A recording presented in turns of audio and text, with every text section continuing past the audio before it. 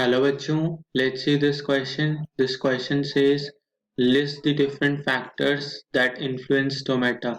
तो हमें अलग अलग factors बताने हैं कि जो कि stomata को affect करते हैं या influence करते हैं. So let's see the key concept involved here. Our key concept involved here is stomata. What are these stomata? These stomata occurs in leaves responsible for exchange of gases O2 and CO2, and there is loss of water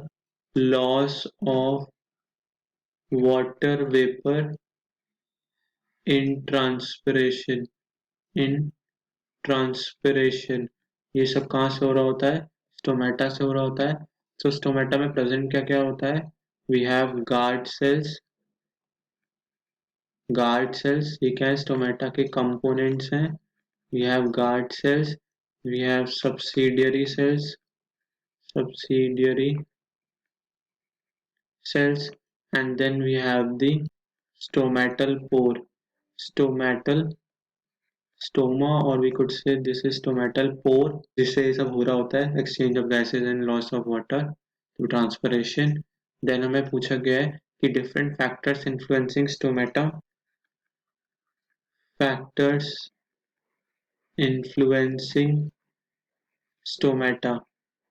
stomata को कौन कौन influence कर रहा है? That is their opening and closing. एक तरह से कौन कौन अफेक्ट कर रहा है उनको?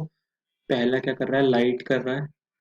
ज्यादा लाइट होगी तो जल्दी खुलेगा. Then we have temperature.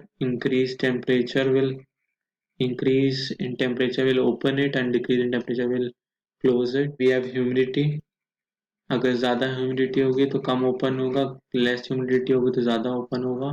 then we have mineral elements like potassium ion. उनके आने जाने से क्लोजिंग या ओपनिंग होती है. तो ये सब क्या थे? ये सब ट्रांसपिरेशन के थे. ये चार फैक्टर्स ट्रांसपिरेशन के प्रोसेस में इन्वॉल्व हुए हैं. Then we have water content of epidermal cells में कितना पानी है उस पर भी डिपेंड करता है स्टोमेटा का opening and closing. And one is our rate of photosynthesis. Rate of photosynthesis कितना CO2 का कॉन्सेंट्रेशन है उस पर भी डिपेंड करता है. So hope you all understood this question well. Best of luck. Thank you.